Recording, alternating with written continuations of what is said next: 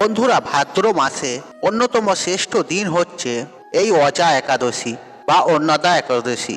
ভগবান শ্রীকৃষ্ণের জন্ম মাসে জন্মের পর এই একাদশী তিথির মাহাত্ম্য বন্ধুরা অনেক অনেক গুণ বেশি। এই দিনে যদি সামান্য সামান্য কার্য আমাদের জীবনে পরম সৌভাগ্য ভরিয়ে দেয়। তাই এই বছর বন্ধুরা অজা একাদশীর বা অন্নদার একাদশী যেহেতু বন্ধুরা বৃহস্পতিবার দিন পড়েছে, তাই অজান্তে কিছু ভুল কিন্তু আমাদের এই দিনে সৌভাগ্যের দরজা বন্ধ করে দেয়। তাই যদি বন্ধুরা আপনারা সারা মাস ভগবান বিষ্ণু ও মা লক্ষ্মীর কৃপা প্রাপ্তি করতে চান, বাড়িতে সুখ শান্তি আর্থিক উন্নতি চান, তাহলে বন্ধুরা অবশ্যই কিন্তু আপনারা ভিডিওটি পুরো দেখবেন। বন্ধুরা, এই ভিডিওতে আপনাদের জানাবো এই বৃহস্পতিবার দিন এবং অধ্যায়ন একাদশীর দিন এই মহাযোগে আর কোন জিনিসটি যদি আপনারা পান একদমই ছাড়বেন না। কারণ এই দিনে বন্ধুরা এই সামান্য জিনিস যারা পায় তারাই হয় ধনবান ও ভাগ্যশালী। আর সারা বছর সেই বাড়িতে ভগবান বিষ্ণু এবং মা লক্ষ্মীর কৃপা বিরাজ করে ও বসবাস করে। বন্ধুরা, দিনের সব থেকে পবিত্র সময় হচ্ছে এই ব্রহ্ম মুহূর্ত। কারণ এই সময় বন্ধুরা আমাদের এই সৃষ্টির রচনা হয়, তাই এই সময়কে ঈশ্বরের সময়ও বলা হয়। তাই এই সময় যদি আপনারা ঘুম থেকে উঠে এই তিনটি শব্দ বলেন, তবে এতে বন্ধুরা আপনাদের সকল মনোবাসনা পূর্ণ হবেই। আর এটা কিন্তু আমি বলছি না, স্বয়ং বিষ্ণু পুরাণে স্বয়ং বিষ্ণু নিজে বলছেন। তাই সেই শব্দ কিভাবে আপনারা বলবেন তা জানতে ভিডিওটি অবশ্যই পুরো দেখুন এবং ভিডিওটি বন্ধুরা একটি লাইক করে আর কমেন্টে আপনারা বলুন জয় শ্রীকৃষ্ণর জয়। বন্ধুরা, বিষ্ণু পুরাণে প্রথম খণ্ডে ৩য় অধ্যায়ে ভগবান বলছেন যে একটি পুরো দিনের মধ্যে ৩০টি মুহূর্ত হয়, আর তার মধ্যে 10টি হচ্ছে অশুভ আর 16টি হচ্ছে শুভ, বিচিত্র 2টি এবং মহৎ 2টি। মানে দিনের সব থেকে শুভ সময় হচ্ছে এই 2টি মুহূর্ত, আর এই 2টি মুহূর্ত হচ্ছে ব্রহ্ম ও সমুদ্র। আর এই দুই মিলে হচ্ছে ব্রহ্ম মুহূর্ত, মানে 1 ঘন্টা 36 মিনিট। মানে ধরুন আমাদের এখানে 5টার সময় সূর্য উদয় হয়, আর আগে 1 ঘন্টা 36 মিনিটই হচ্ছে এই ব্রহ্ম মুহূর্ত। তাই এই সময়ের মধ্যে বন্ধুরা এই বিশেষ শব্দটি যদি বলতে পারেন, তবে পুরো ইউনিভার্স আপনাকে আপনার মনের বাসনা পূর্ণ করতে সহায়তা করবেই। আর এটা আমি বলছি না, আর আমাদের ঋষি মণিরা ও ভগবান বিষ্ণু এটি বলছে যে সর্বদা যদি আপনারা পজিটিভ চিন্তা ভাবনা করেন বা পজিটিভ ভাবেন, আর আমাদের আশেপাশে পজিটিভ এনার্জিদের আগমন বেড়ে যায়, ফলে সর্ব কাজেই আমরা সফলতা প্রাপ্ত করি, আর সেই পজিটিভ এনার্জিরা আমাদের সহায়তা করে। তাই এর জন্য বন্ধুরা আমাদের শাস্ত্র বলছে, আর এই সময়কে পরম ঈশ্বরের সময় বলা হয়। এই সময় বিভিন্ন পজিটিভ এনার্জিরা এই পৃথিবীর দিকে ছুটে আসেন। আর এই সময় যে সকল ব্যক্তিরা সকালে ঘুম থেকে উঠেই ধ্যান জপ করে, গীতা পাঠ করে বা পুজো অর্চনা করে, তাদের সকল মনোবাসনা তারা পূর্ণ করে দেন। এবং সায়েন্সও বলছে বন্ধুরা, আর এই সময় বায়ুমণ্ডলে কসমিক এনার্জির বৃষ্টি হয়। আর যেহেতু বন্ধুরা আমরা এই পৃথিবীতে বাস করি, সেই কসমিক এনার্জিকে আমরাও কিন্তু রিসিভ করি।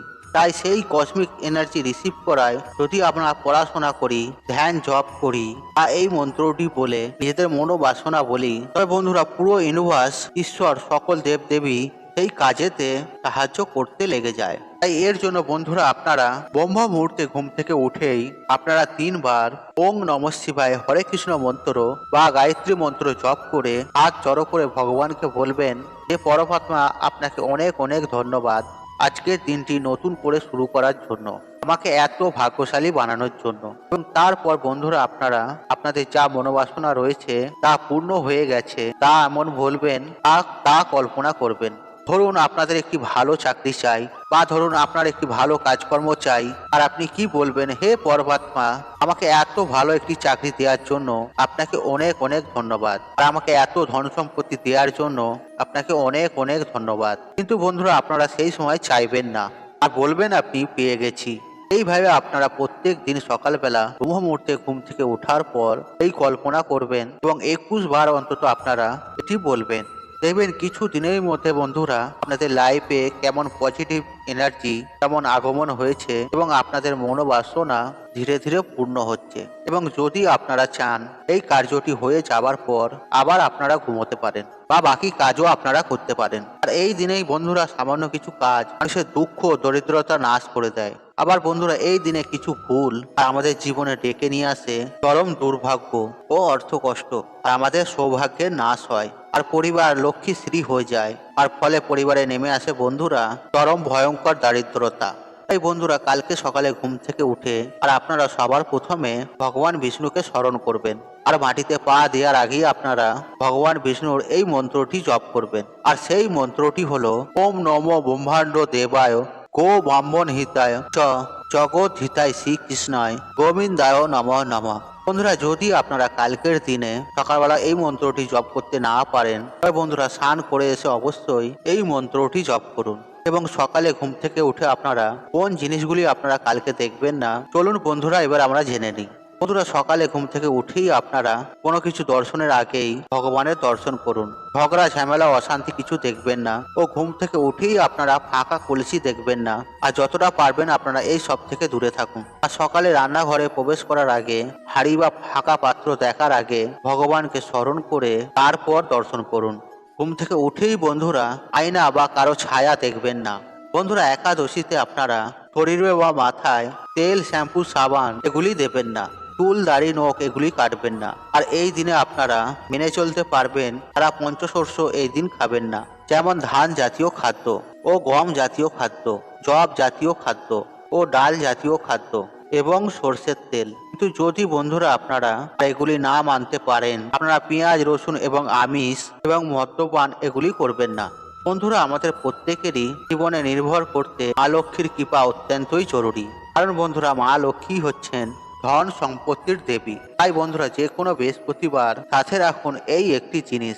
আর যদি আপনাদের হাতে একদমই অর্থ থাকছে না বা কিছুতেই আপনাদের আর্থিক উন্নতি হচ্ছে না, আর সংসারে সুখ শান্তি বলতে একদমই নেই, মনের কোনো ইচ্ছা পূর্ণই হচ্ছে না বা বাকি রয়েছে, তবে বন্ধুরা বৃহস্পতিবার এই প্রক্রিয়াটি করতে বন্ধুরা আপনারা একদমই ভুলবেন না। কারণ বন্ধুরা বর্তমানে কলিযুগে এই অর্থ ছাড়া কেউ কারোই হয় না। আর বর্তমানে সমস্ত সম্পর্ক শুধু স্বার্থের ভিত্তিতেই চলছে। আর যার টাকা আছে তাকে সবাই সম্মান করে, আর যার টাকা পয়সা নেই তাকে কেউ মানুষও ভাবে না। তাই বন্ধুরা জীবনে বাধা বিঘ্নতা আসবেই, আর সেই থেকে কিভাবে আমাদের বেরোতে হবে তা আমাদের নিজেদেরই খুঁজতে হবে। তাই বন্ধুরা আমাদের বিভিন্ন রকম উপাচার বা টোটকা নিয়ম পালন করতে হবে।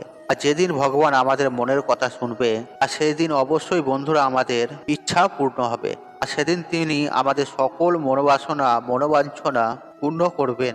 তাই বন্ধুরা আপনারা যে কোনো বৃহস্পতিবার দিন সাথে রাখুন এই সামান্য জিনিসটি, তারপর আপনারা নিজেরাই দেখুন কি চমৎকারটাই হচ্ছে। কারণ বন্ধুরা এই প্রক্রিয়াটি করতে বড় বড় বাস্তুবিদরা বলেছেন। তাই অবশ্যই বন্ধুরা আপনারা কিন্তু ভিডিওটি পুরো দেখতে ভুলবেন না। বন্ধুরা শাস্ত্রে অনুসার যেখানে আমরা টাকা পয়সা রাখি বা ইম্পর্টেন্ট ফাইল রাখি, গয়নাগাঠি রাখি, মানি ব্যাগ বা সিন্ধুকের মধ্যে যদি এই সামান্য জিনিসটি রাখতে পারেন, তবে বন্ধুরা সেই বাড়িতে মা লক্ষ্মী নিজে আসেন আর তাদের সকল মনোবাসনা মাতা পূর্ণ করে দেন। ফলে টাকা পয়সা বন্ধুরা আর কোনো রকমের সমস্যা সেই বাড়িতে আর থাকে না, সেই বাড়িতে অর্থ কষ্টও থাকে না। তবে চলুন বন্ধুরা এবার আমরা জেনে নিই কোন কোন জিনিস আপনারা মানি ব্যাগে রাখতে পারেন। তা আপনারা মানি ব্যাগে রাখলেই 1 মাসের মধ্যেই সুফল পাবেনই পাবেন। বন্ধুরা নাম্বার 1, তুলসী মঞ্ছরি। বন্ধুরা মানা হয় যে তুলসী গাছে ভগবান বিষ্ণু এবং মা লক্ষ্মী উভয়েরই বাস হয়েছে। নিয়মিত তুলসী গাছের পুজো অর্চনা মানুষের দুর্ভাগ্যের নাশ হয়, এতে ভগবান বিষ্ণু ও মা লক্ষ্মীর কৃপা হয়। কিন্তু বন্ধুরা আপনারা হয়তো অনেকেই জানেন না যে তুলসী মঞ্ছরি বাড়িতে রাখলে আমাদের আর্থিক উন্নতি হয়, ধন সম্পত্তির আগমন ঘটে। এটি ভগবান বিষ্ণু ও মা লক্ষ্মীর অত্যন্তই প্রিয়। মানা হয় ভগবান বিষ্ণুর চরণে এই তুলসী মঞ্জুরি অর্পণ করলে মানুষের জন্ম জন্মান্তরের দুর্ভাগ্য এবং পাপের নাশ হয়। তাই বন্ধুরা আপনারা যে কোনো বৃহস্পতিবার দিন ভগবান লক্ষ্মী নারায়ণ চরণে বা রাধা কৃষ্ণের চরণে এটি অর্পণ করে নিজের মনোবাসনা বললে তা পূর্ণ হয়ে যায়। বন্ধুরা এবার তারপর এই তুলসী মঞ্জুরি নিয়ে একটি লাল কাপড়ের মধ্যে বেঁধে আপনাদের মানি ব্যাগ বা যেখানে আপনারা টাকা পয়সা গয়নাগাটি রাখেন সেখানে রেখে দিন।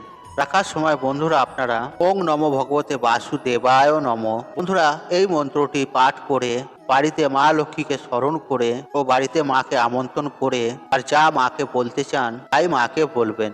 বন্ধুরা আপনারা তুলসী মঞ্জুরির জায়গায় তুলসী গাছের শিকড়ও কিন্তু ব্যবহার করতে পারেন। বাকি সব একই প্রক্রিয়া। বন্ধুরা আপনারা 11টি পদ্ম বীজের জোগাড় করবেন এবং মা লক্ষ্মীর চরণে সেগুলি রেখে বাড়িতে আপনারা লক্ষ্মী পাঁচালী পাঠ করে একটি আসনে বসে ওং ভগবতে বাসুদেবায় নমঃ এই মন্ত্রটি আপনারা 108 বার জপ করে আপনারা এরপর সেই জিনিসগুলিকে একটি লাল কাপড়ের মধ্যে বেঁধে যেখানে আপনারা টাকা পয়সা গয়নাগাটি বা ইম্পর্টেন্ট ফাইলপত্র রাখেন আর সেখানে সেইভাবে রেখে দিন। এতে বন্ধুরা সর্বদাই আপনাদের বাড়িতে মা লক্ষ্মীর কৃপা আশীর্বাদ থাকবে।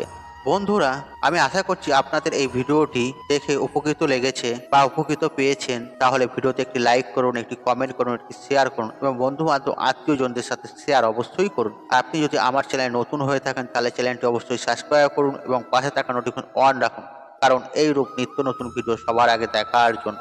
ঈশ্বর আপনার মঙ্গল করুক, আপনি সুস্থ থাকুন, নিরোগ থাকুন, আপনার দিন মঙ্গলময়। হরে কৃষ্ণ কৃষ্ণ কৃষ্ণ হরে হরে।